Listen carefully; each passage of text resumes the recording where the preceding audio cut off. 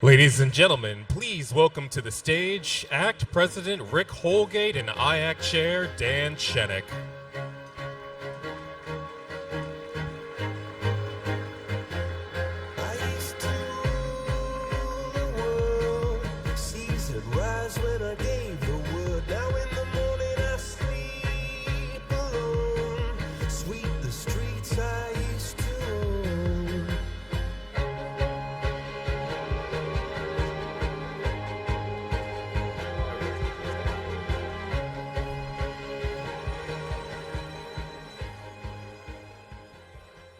Welcome to MOC 2015.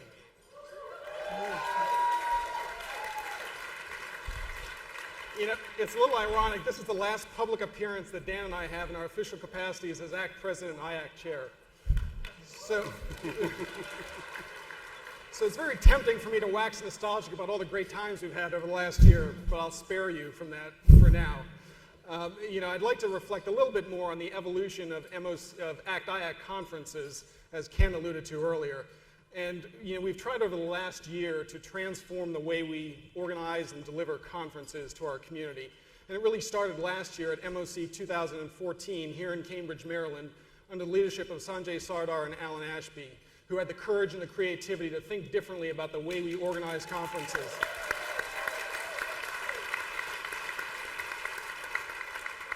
And that spirit of innovation and transformation certainly continued at ELC 2014 last fall under the leadership of Adrian Gardner and Kathy Coles, who took the transformation of our conferences to a next level. And that same spirit of transformation continued into Acquisition Excellence this year and certainly into MOC 2015 with our great chairs of Kathy Conrad, Kavita Kalatur, and Sunny Hashmi.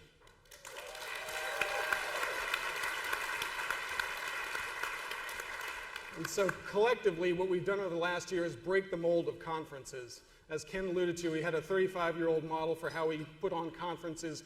We've broken that mold to really reshape the form and shape of conferences in order to make them more interactive, more engaging, and more outcome-oriented. And I'm looking forward to this MOC as being the next level of that maturation and evolution of our conferences. And certainly based on the fantastic turnout, the unprecedented turnout we have this year at MOC, our reinvention of conferences is certainly working. And so I'm looking forward to a great conference. I'd like to thank, over the last year, all of our conference chairs, the supporting committees, and all the volunteers that have helped in rethinking our approach to conferences over the last year. So thank you very much for all the work you've done.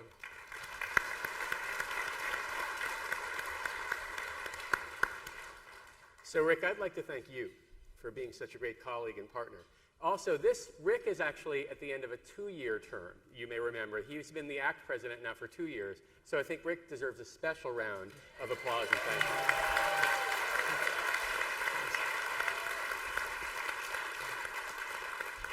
you. Rick and I are really privileged to work with a fantastic group of leaders from this community. The executive committees of ACT and IACT, who work so hard every day on your behalf to work across with all the volunteer activities, to work as a team together, to bring new ideas to the table. So again, I'd like to thank the executive committee members who are here. If you're here from the ACT or ACT executive committees, can you please stand so that we can recognize you?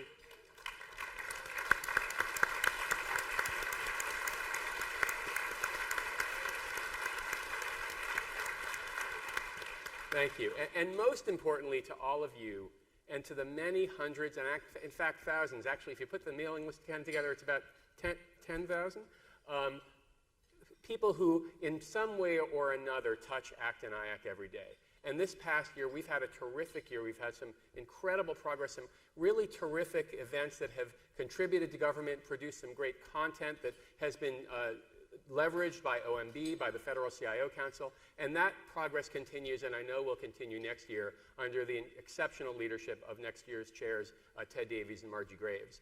So all of the community contributes to this. The leadership helps put it together, but it doesn't happen without all of you in this room and your many colleagues around the community. So thank you for that. We'll talk more tomorrow night about some of the events that have happened this year and some of the things that we'll be looking forward to in the coming months. But I'd also like to echo Rick in especially thanking the MOC Planning Committee for such a fantastic job in putting this together.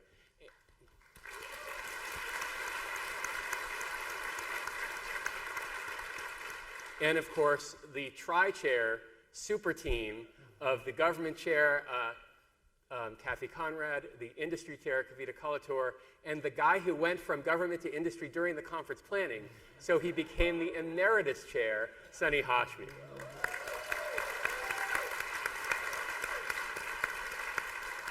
So thanks. I know we're going to have a great evening and a great few days, and I'll turn it back over to Rick. And it's now my pleasure to welcome this year's MOC Government and Industry Chair, Kathy Conrad and Kavita Kalator, to the stage.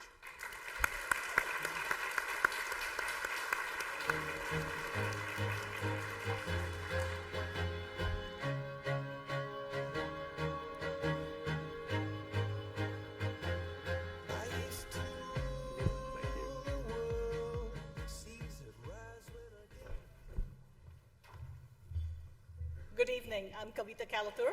And I'm Kathy Conrad. We are your industry and government chairs for the 2015 Management of Change Conference. Thanks so much. Thanks so much to all of you for joining us. I hope you've brought lots of energy, great ideas, and are ready for more than 2 days of invigorating, inspiring, and actionable engagement around this year's theme, Hacking Culture Through Innovation. Our outstanding committee has put together an exceptionally rich agenda and a diverse array of speakers and facilitators, all geared to be interactive, informative, and practical. The focus will be on how game-changing technologies, tools, and new ways of working are transforming culture and improving mission delivery across government. Speaking of game-changing, we've changed up the management of change once again. Over the next 2 days, you will hack, think, learn, play, retool, and collaborate to develop practical solutions and actionable ideas to impact culture through innovation. The one thing that you will not get to do is multitask in any of our sessions. So you should forget about catching up on email till after the conference is done.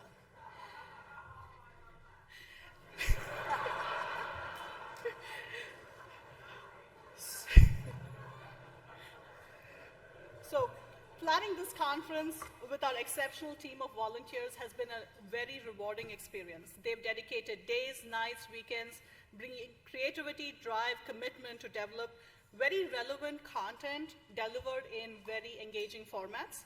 And I would like to ask all the members of the planning committee to please stand so that we can recognize them with a round of applause. Woo!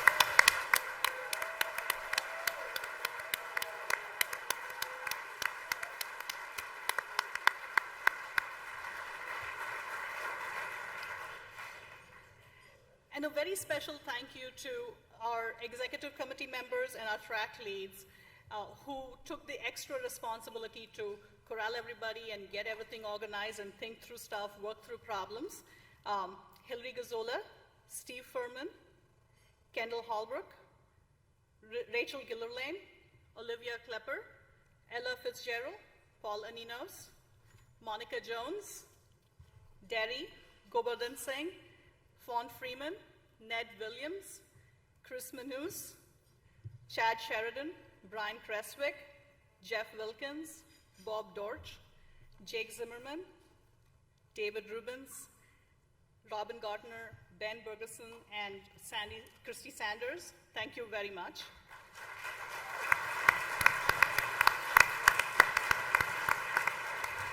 So, I also specifically want to recognize Annette Chasen for her tireless efforts in tracking our speakers and working with track leads to make sure that all of the preparation was on track.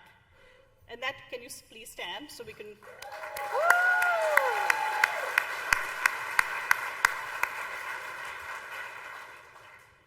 And a big thank you to the fabulous ACT-IAC staff for their support and guidance to making this event possible.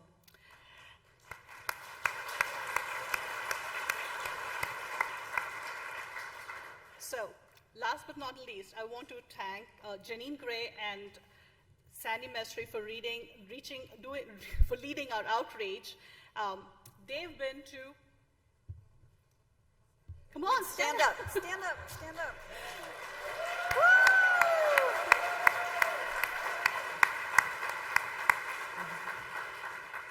they've been to every happy hour and every event in DC. I don't know how many of you are on Facebook with Meet Me at MOC stickers, hand cut and hand delivered to make this event completely sold out. Both the Hyatt and the Holiday Inn are sold out, and the local economy has had a nice boost, so they say thank you. Their efforts have definitely paid off. We have the highest registration numbers in MOC ever.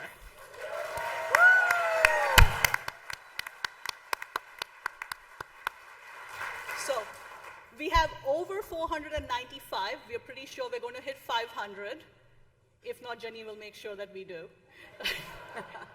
So thank you so much for joining us, for being here, and enjoy the conference. Another round of applause.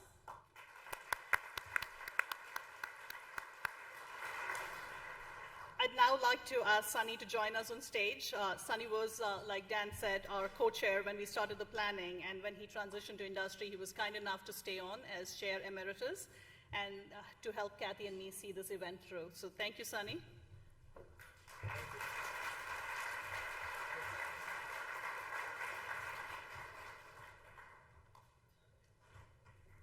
Thank you, Kavita. And according to Dan, I'm that guy. Good evening, I'm Sunny Hashmi. I would like to also welcome you to MOC. It's going to be the best MOC ever, I promise you that. And you, by the end of it, you will agree with me. I have the distinct pleasure today to introduce this evening's speaker. Lisa Bodell is an award-winning author and CEO of FutureThink. Her mission is to provoke fresh thinking around what's possible and help people to creatively solve problems with intentionally simple solutions. She has helped thousands of senior leaders ignite innovation at the New York Stock Exchange, Pfizer, Google, Lockheed Martin, and more. Lisa is an inspired speaker who's brought her message to over 30 countries and over 100,000 people each year. Her book, Kill the Company, End the Status Quo, Start an Innovation Revolution, was voted Best Business Book by USA Book News and Booz & Company. She's appeared on NPR, Fox News, in publications such as Fast Company, The New York Times, Wired, and is a frequent contributor to Forbes and Harvard Business Review. Lisa also enjoys shaping big-picture issues on the global stage. She's a Global Agenda Council member of the World Economic Forum, an advisor to the boards of the Association of Professional Futurists, yes, there is such a thing, and Novartis' Diversity and Inclusion Board in Basel, Switzerland. Among her many academic activities, Lisa has taught innovation at both American and Fordham universities. Please join me in welcoming Lisa Bodell.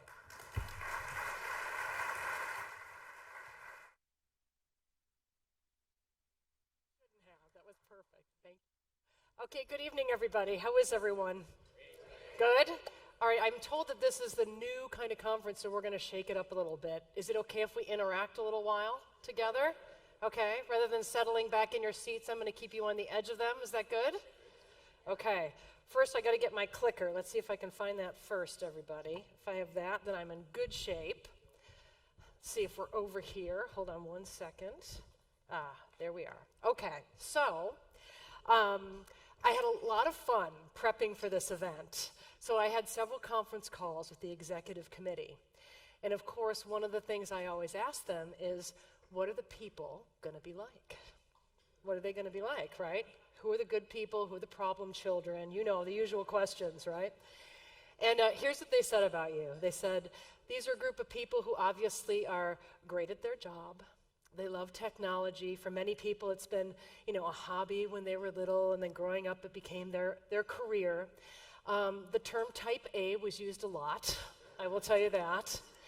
And they concluded by saying that not only would this be the best conference I ever spoke at, but it would be the best looking group of people as well. So, nice job.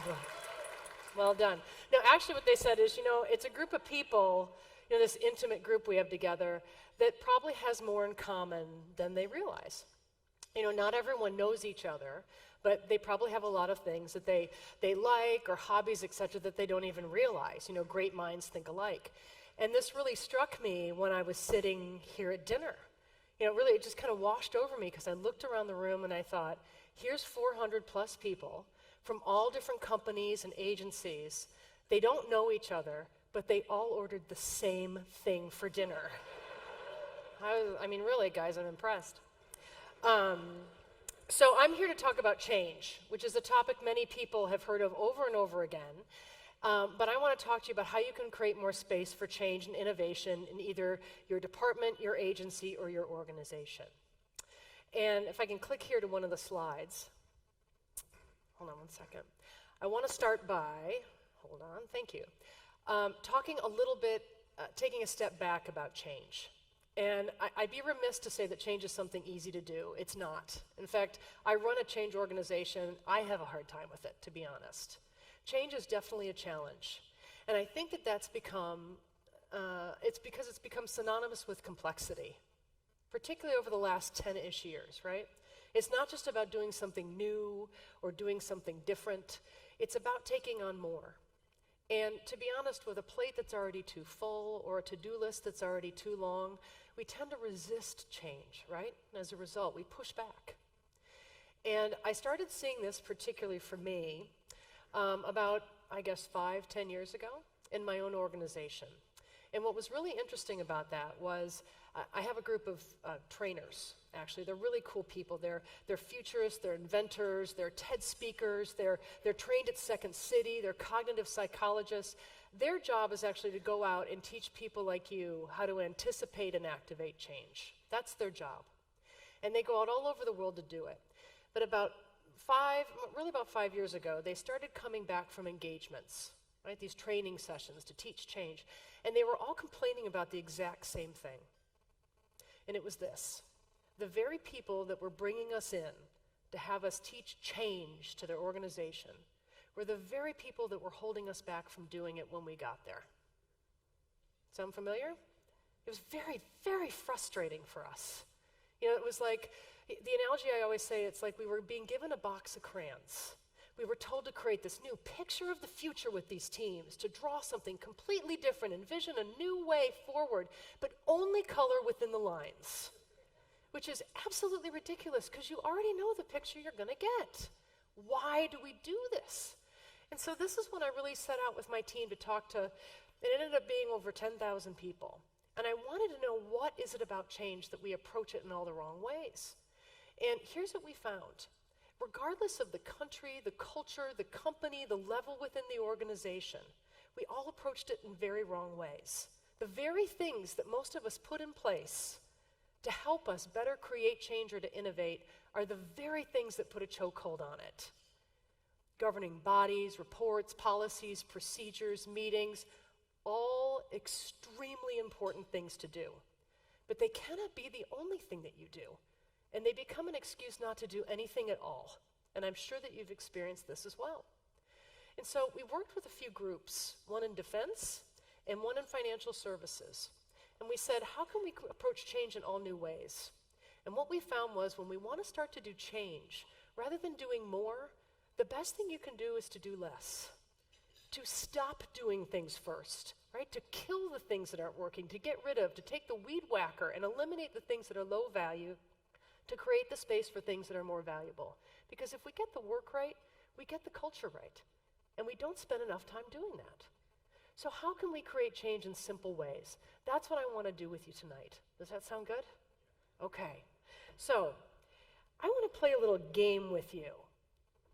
My background is, I'm a futurist. Has anyone worked with futurists before? Okay, I'm sure many of you have.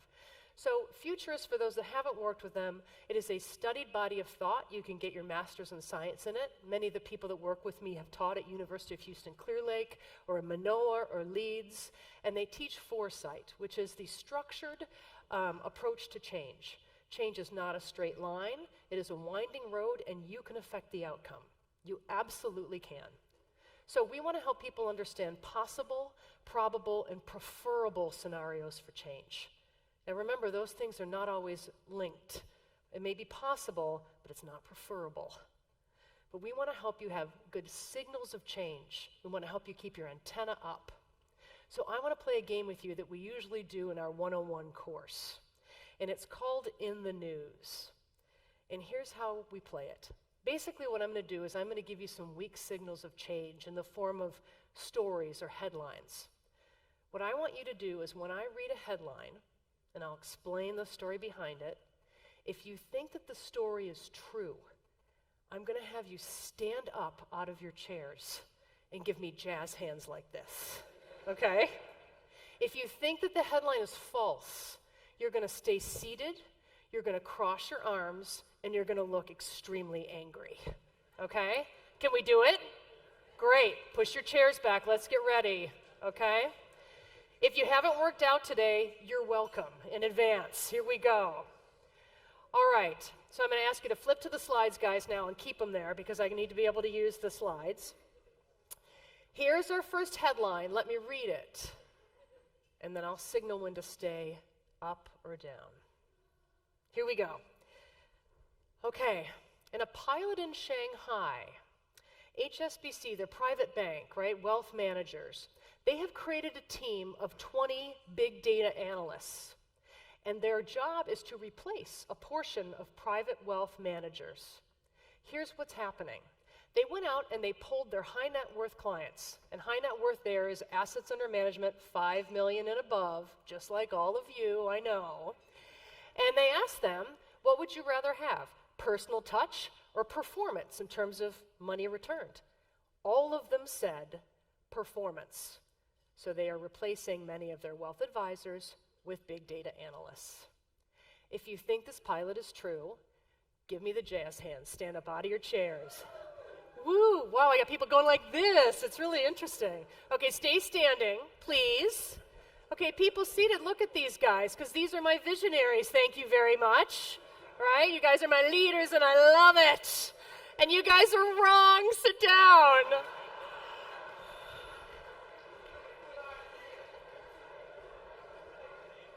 My God, guys. Holy cow. It's like Kenote 101. You never start with a true, no matter what. Okay, but why did you stand up? Why? Because it's a good idea. It's possible, it's probable, it's preferable. And in fact, in many instances, it's already happening, right? So DBS, the bank in Singapore, they're already using AI, machine learning, AI, getting into that. They're using IBM's Watson Engagement Advisor, right, specifically for financial services to help supplement, not replace, their financial advisors to help give them better returns and better recommendations for stock picks and their whole portfolio, managing risk better to get better returns.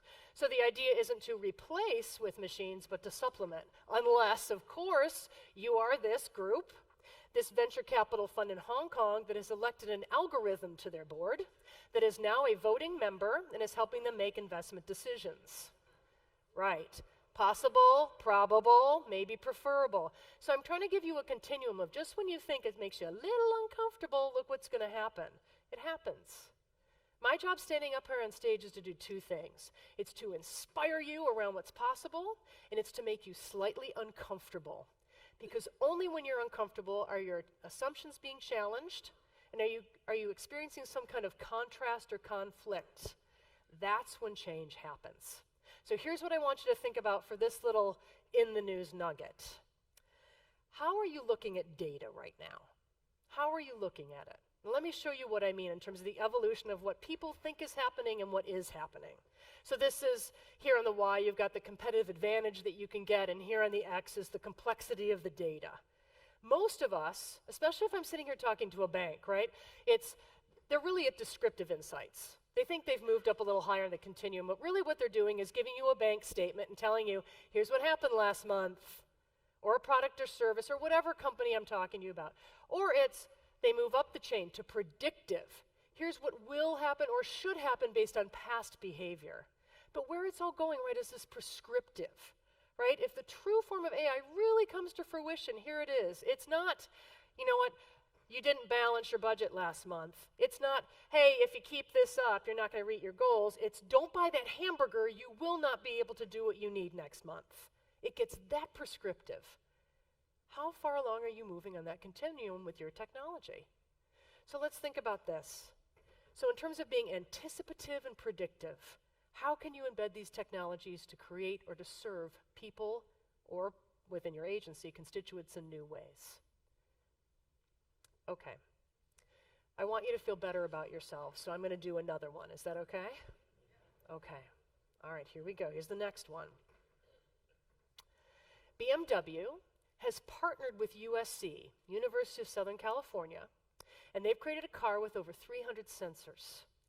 The goal of this car, it's designed to make you healthier. A car that makes you healthier. If you think it's true, give me the jazz hands. Let's go.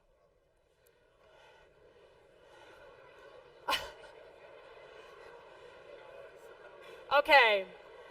All right, so stay standing. I want to make you look ridiculous for as long as possible.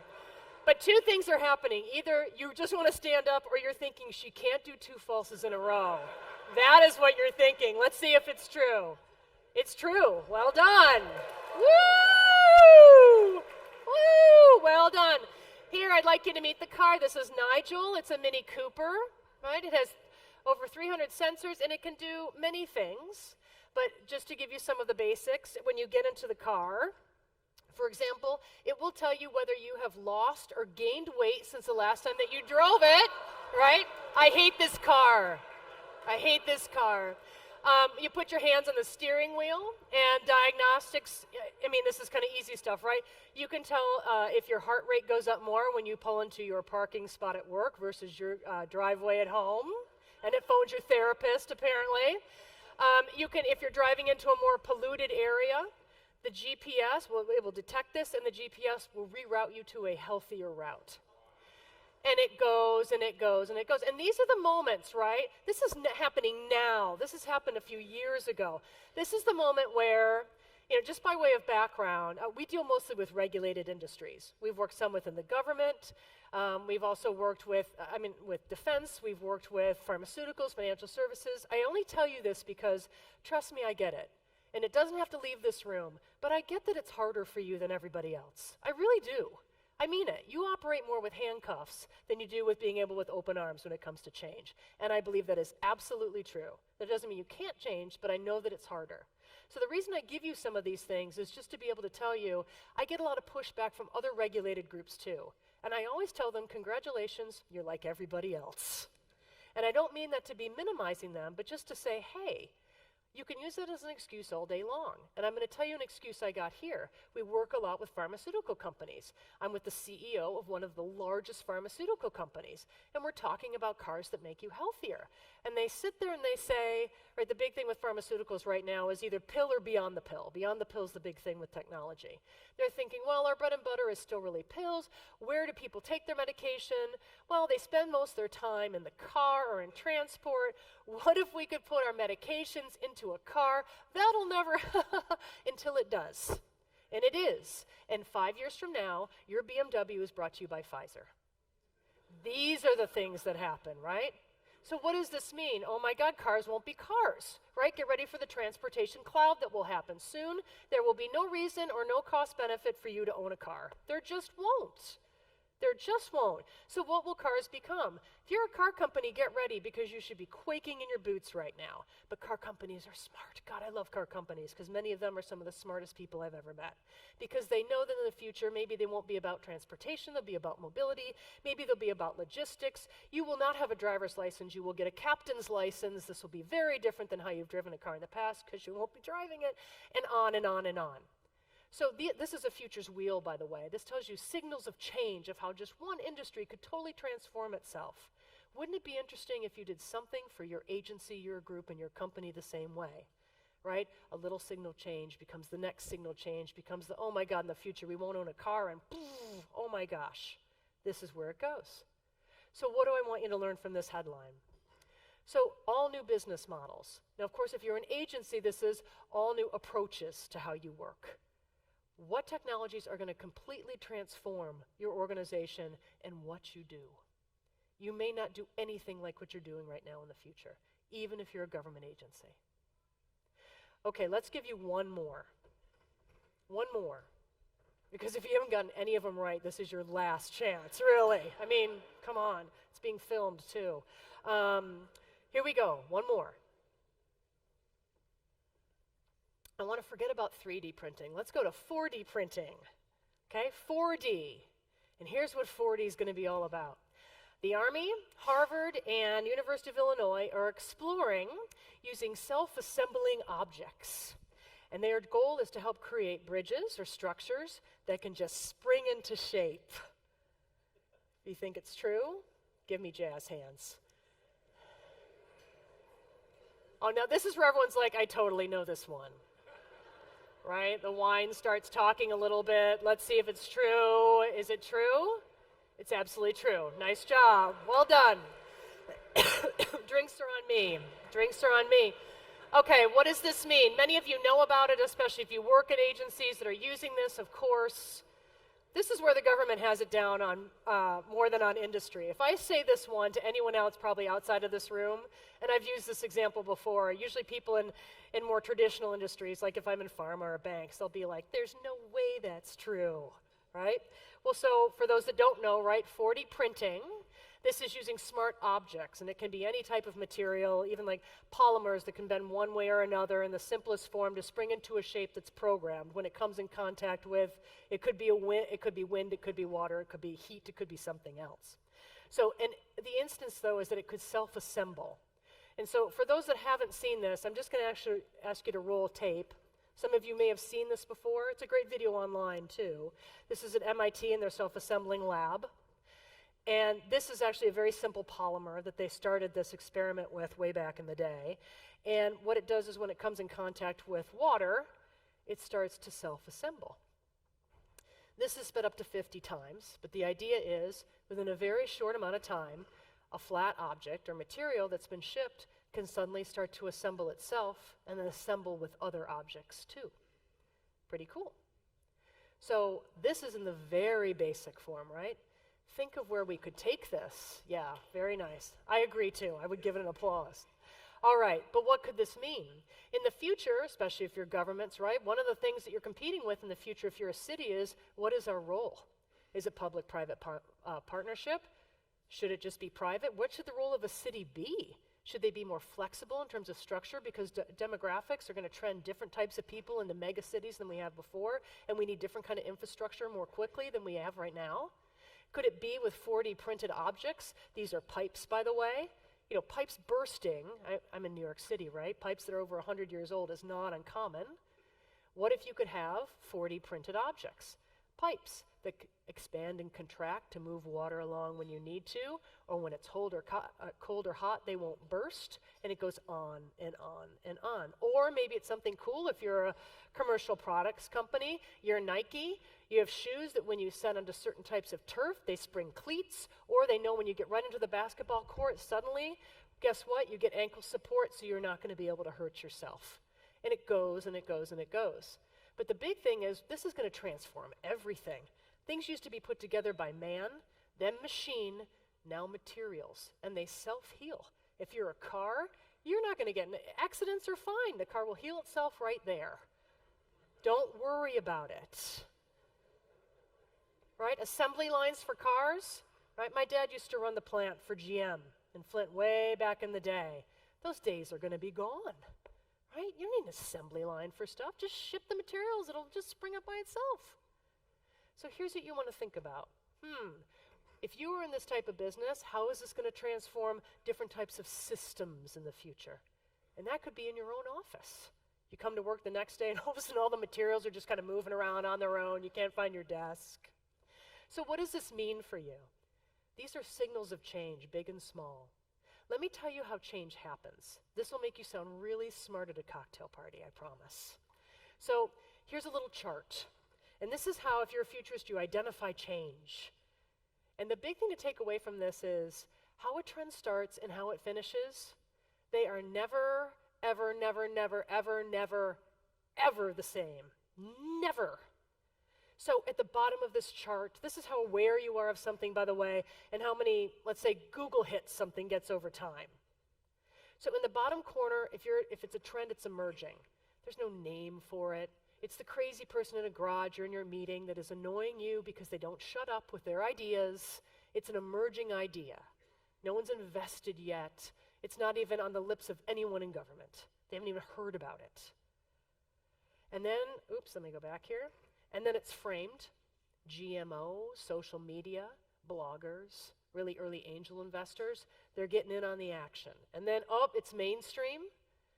This is when now you hear about it at a cocktail party and you know you better know what it is or you sound really stupid. Or it gets way up to the top. This is where it's resolved. There are lobbyists, there are laws, there are people going to jail. That is where that is. Right? That's what's happening there.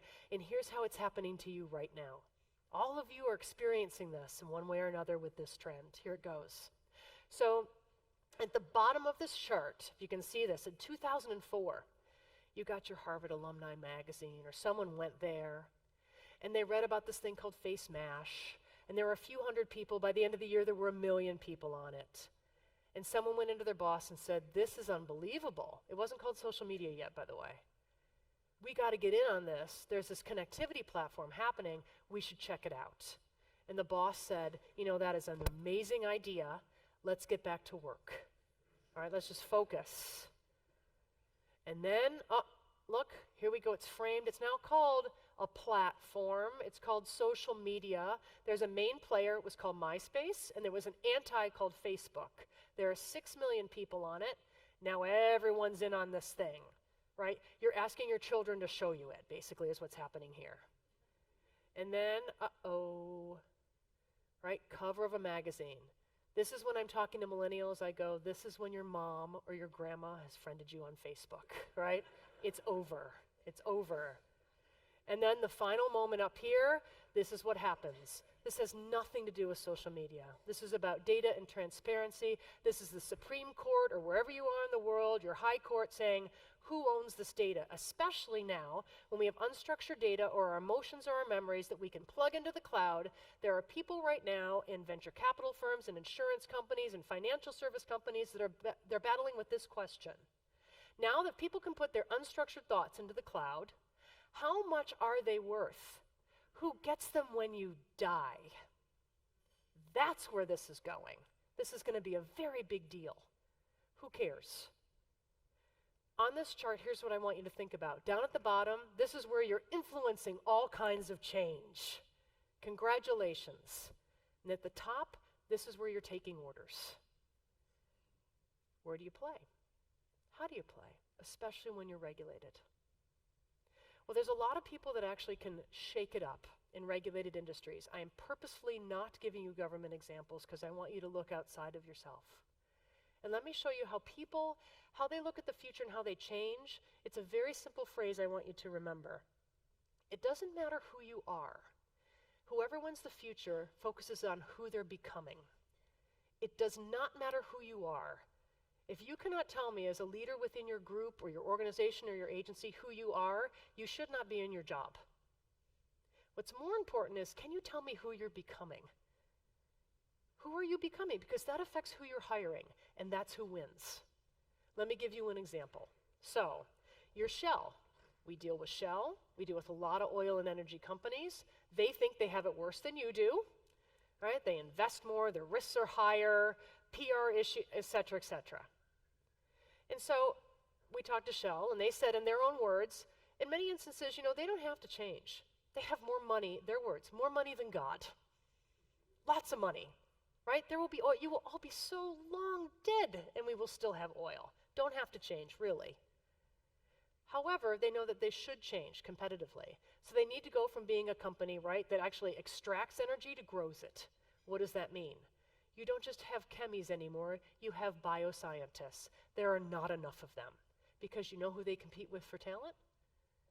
Now? Pharmaceutical companies.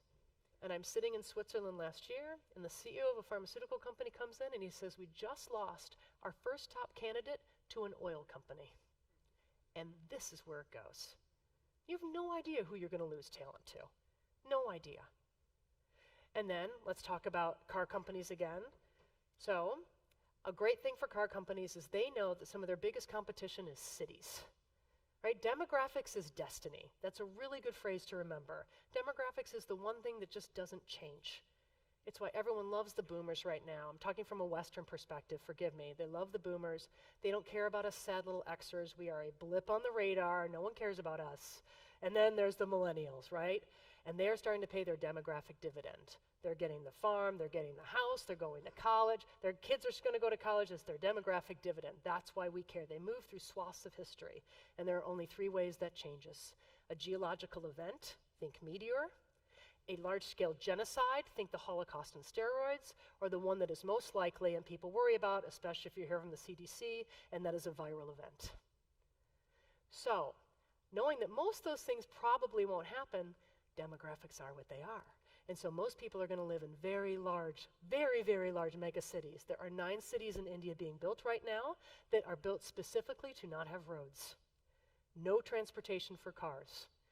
We are also wrestling with that in the United States. In the future, if we have that many people and it's going to be that dense, how is everybody going to own a car?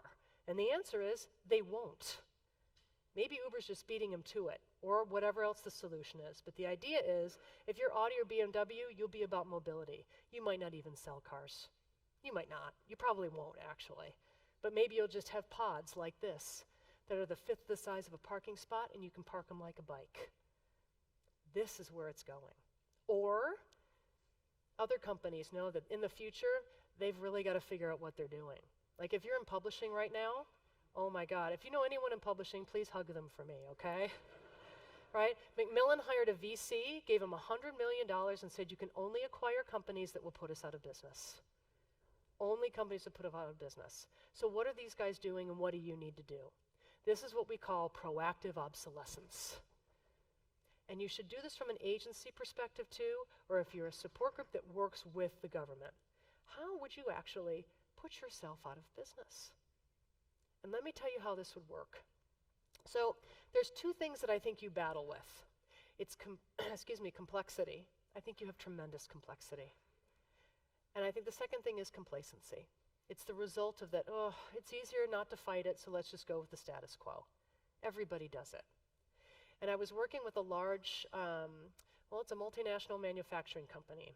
I cannot use their name. We went down to Raleigh. They deal mostly in defense. And it was their top, everyone's like, oh, I know who it is. I don't know if you do. It was their top 50 people in a division, and they wanted us to come down as futurists and talk about the future of their industry, how to better deal with the government, how can we upend things.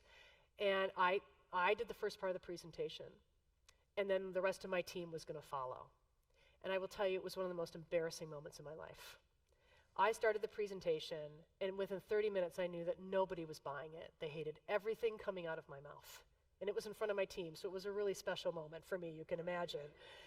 And I took a break, I kind of called the audible, and I said, I pulled one of the most senior guys aside, and I said, can you tell me what's going on? Why is nobody engaging around the future?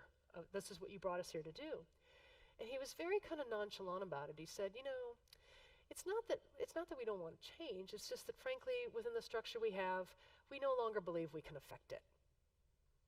And I thought, God, these are the top 50 people of this group in the company. What else is everyone going to do in this company? And so this is the moment when I decided to kind of just throw it all out. I was either going to get fired or not. And I rearranged all the people in that room into teams, and it was by business units or functions, whatever their role was. And I said, here's what I want you to do. I want you to kill your company. Now, let me tell you how it could work for you, whether you're in a government agency or in an organization.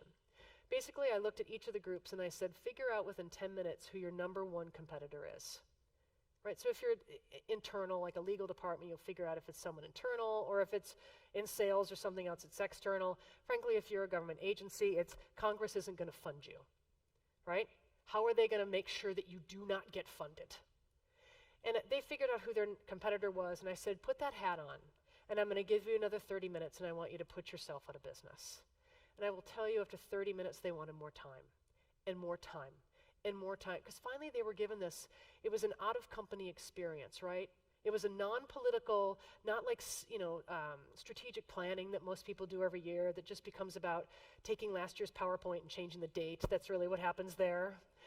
And they were forced to identify weaknesses. They were said, if Congress isn't going to fund you, how are you actually going to figure out how to keep a job, how to keep your group alive? And how can you solve those things or turn them back on your competition? And it was the most fire starter part of the day. It's a new way. We never spend enough time thinking about how can we really attack the weaknesses. We spend too much time defending the mediocrity that we have. So I want you to think about here, if you had to either get rid of or defend the agency that you have, or kill the company that you work for, how would you do it? What weaknesses do you have, and how could you turn those things around? Well, let me tell you why you don't do those things. Why you don't do those things, and I'm going to give you the tools to fix them. I think that there's three things.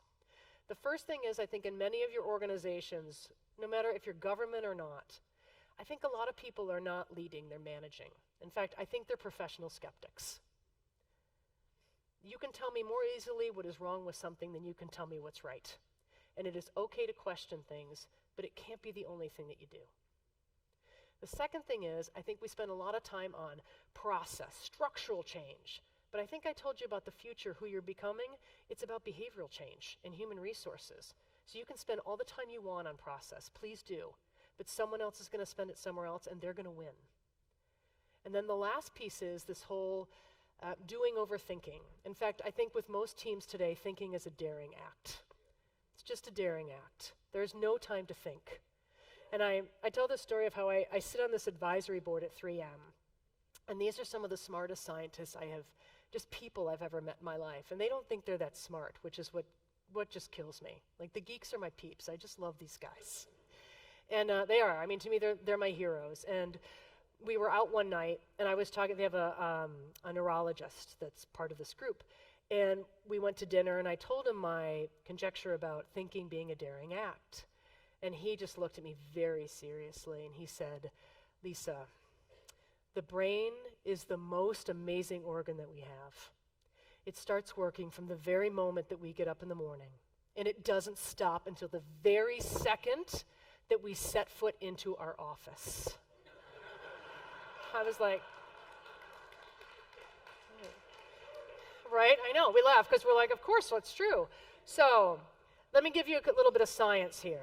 Here's what keeps you from doing better thinking, right? From when you set foot into your office. There's a lot of science around creativity and thought, and we all think that when we get together, we're going to do something creative, and we might not be. When we get together at any one time, we're thinking in 3 different ways. Any one time, 3 different ways. This research started with Synetics in the 80s, and it's grown with other groups to build on it and prove it. And I know that you all are thinking in one of 3 ways right now. And you can raise your hands when I read it off, and you tell me if this is how you're thinking. So right now in this room, the first group of you, there are 18% of you that are focused actually on what I'm saying. Raise your hands, 18% of you. Oh, you guys are liars. That's so nice. No. 18% of you are focused on what I'm saying. The next group of you, slightly larger, 25%, are having completely unrelated thoughts or sexual fantasies. Right, yeah, don't raise your hand. Right. Right, jazz hands in the back, right, okay. So then the last group of you, and this is the larger number, this is 57% of you, right? You're doing something called on-demand thinking. I don't have to explain it, right?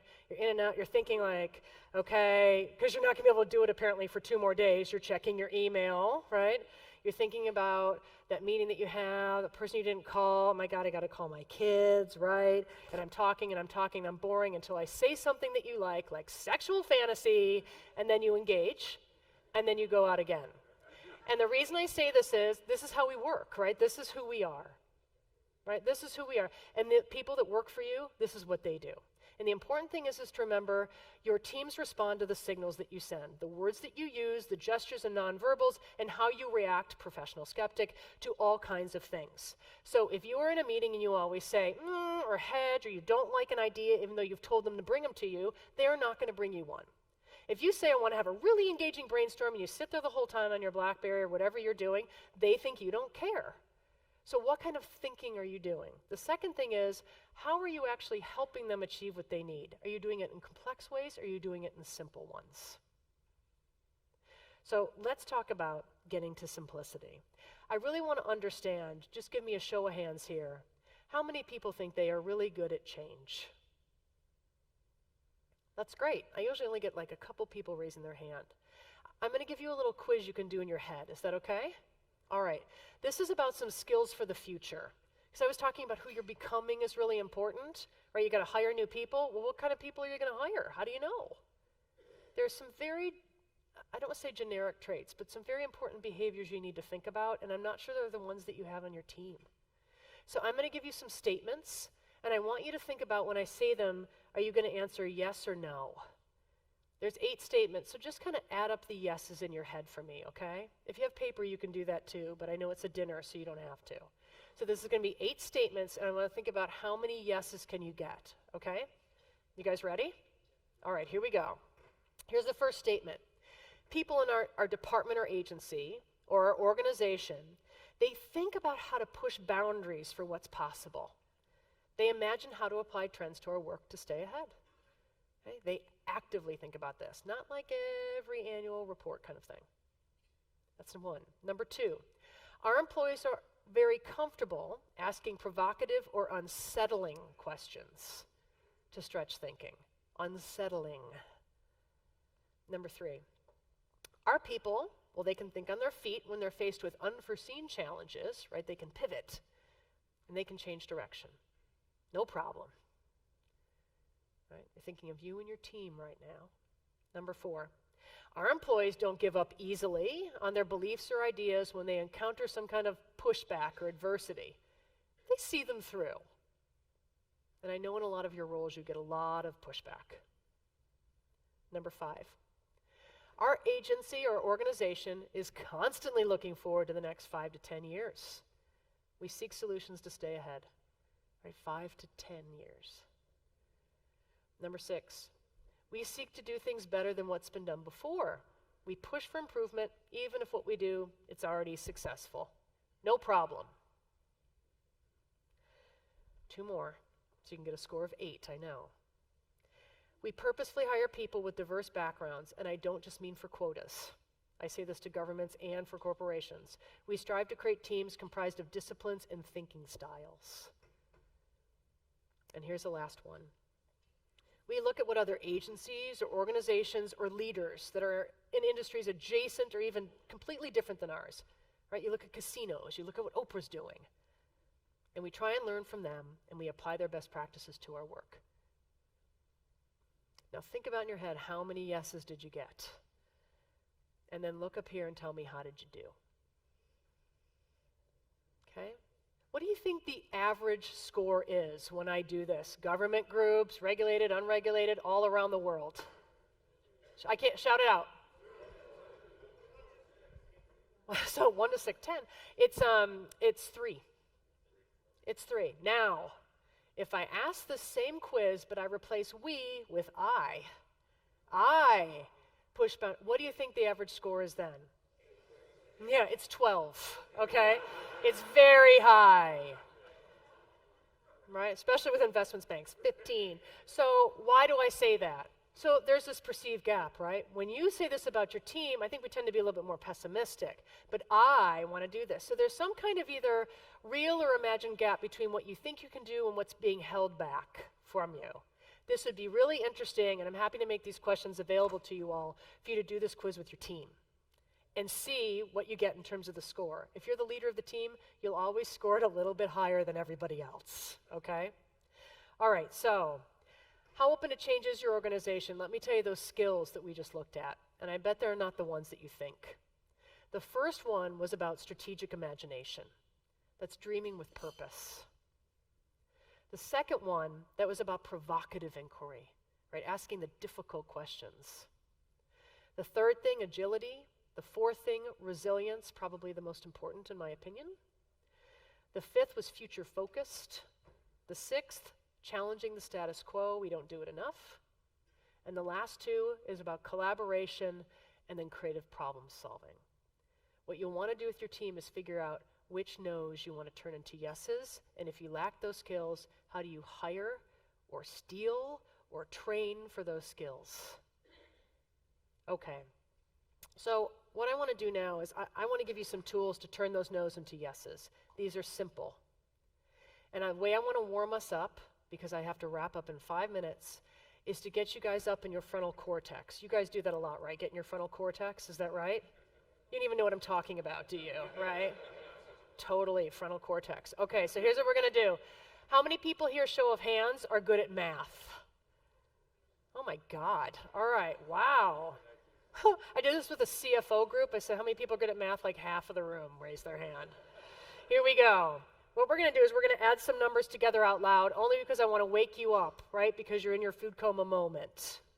So we have to say it out loud, because that wakes you up into the neocortex. So if I said 2, you would all yell out loud, 2.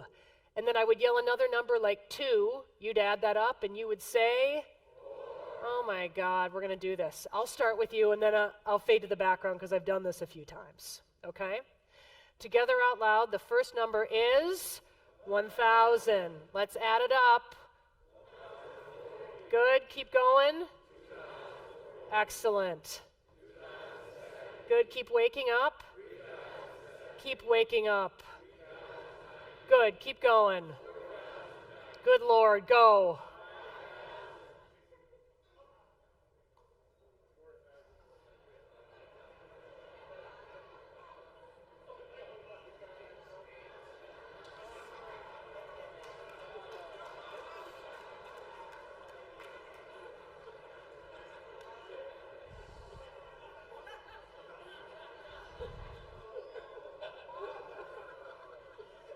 You guys were all in that 25%. I know you were.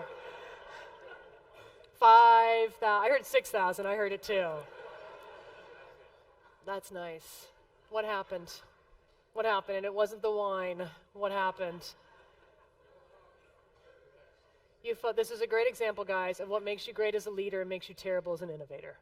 Right? You are taught to get to the answer quickly, to look for patterns, to be efficient, and so we all march together right off the cliff, right? The other thing we do, and this is it tends to be more Western culture than Eastern culture, but we definitely follow the extrovert because they are the smartest, because they are the loudest and the most confident. I hear a lot of people every time, 41, 5,000.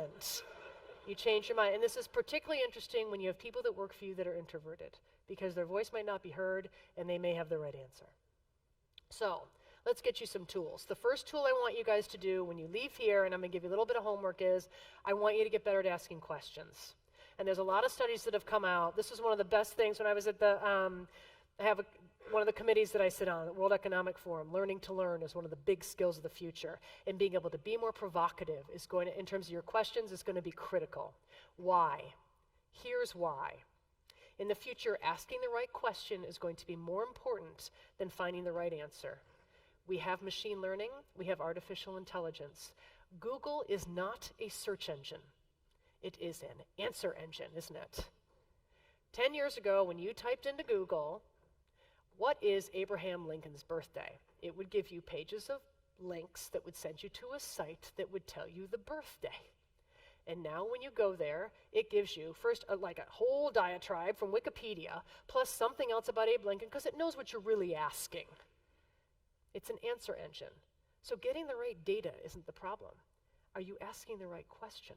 And are you smart enough to know the question to ask? Most of us are very bad at asking good questions.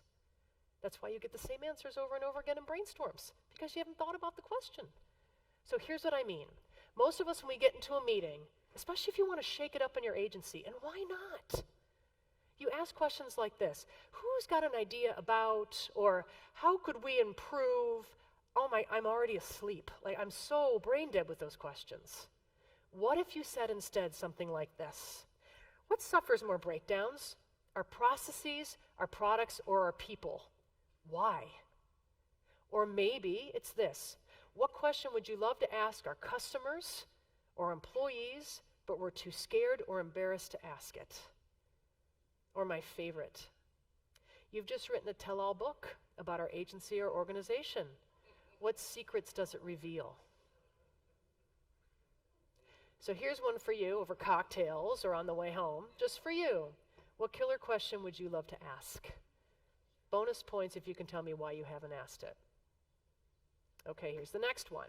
And this will be one of your favorites, and it will work even within the government. So let me just tell you a little story. There were 10 monkeys in a cage, and a scientist decided to perform an experiment.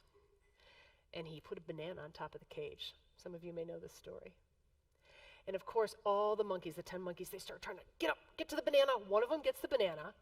He sits on top of the cage, enjoys the banana, and the scientist douses all the other monkeys in the cage with water, and they're really pissed off. Next day, does the same thing. He puts a banana on top of the cage. All the monkeys fight for it. One of them gets it. All the other monkeys get poured water on top of them. Very mad. And by the end of the week, the monkeys know, oh my God, don't go for the banana, right? Anyone that tries, pull them down. So, excuse me, the scientist decides, you know what, I got to shake this up. The next week, he says, you know what I'm going to do? I'm going to now take each week one of the old monkeys out and put a new monkey in. Sure enough, on Monday, takes an old monkey out, puts a new monkey in. What's the first thing the new monkey does? Goes, but all the other monkeys pull him down. By the end of the week, that monkey goes, he figures it out, right? Don't go for the banana.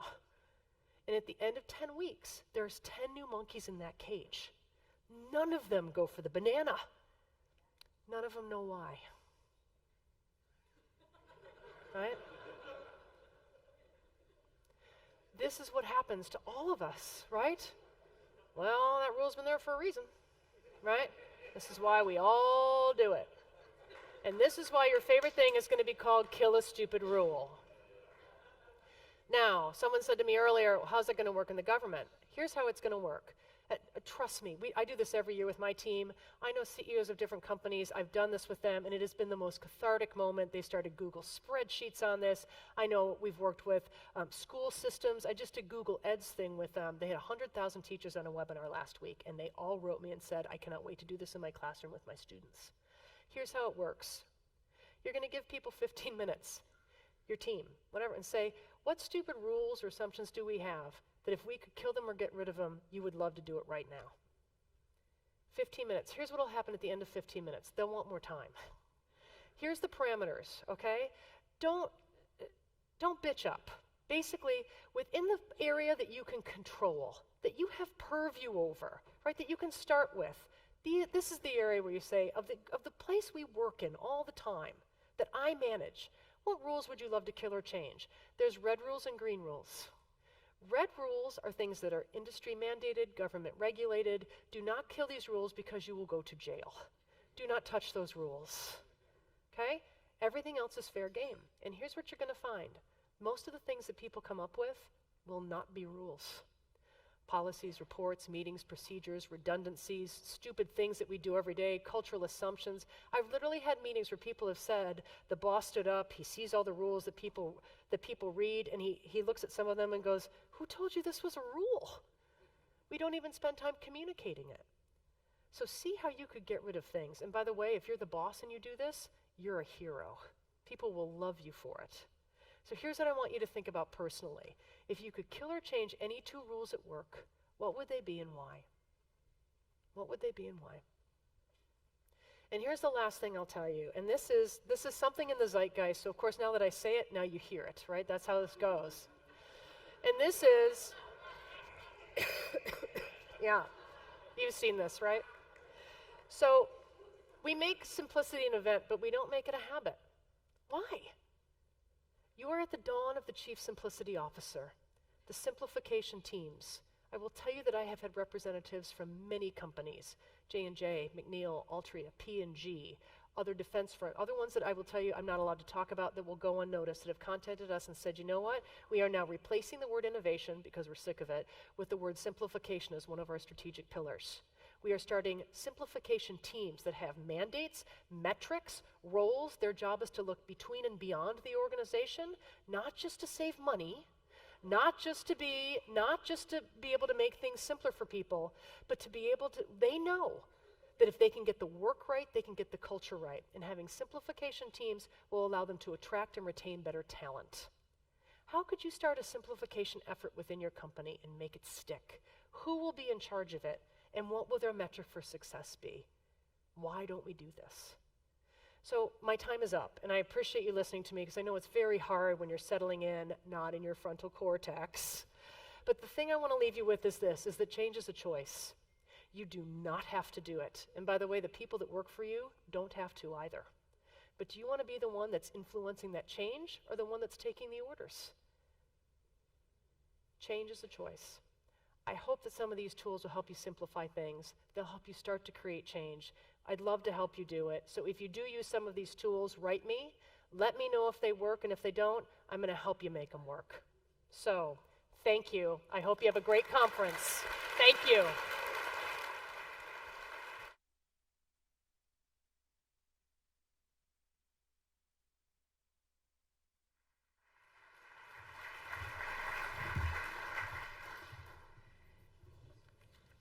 Thank you, Lisa, for those very inspirational remarks. I think that monkey visual is going to stick with me forever. Every meeting that I go to and I see that, that one story I might reuse again.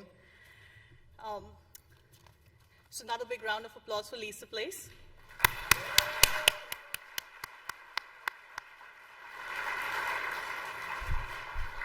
So Lisa helps us set the tone for this conference. We have a very exciting program planned for you for the next 2 days. Tomorrow we'll start with a buffet breakfast, starts at 7 a.m. So you can party late, but you have to be here by 7.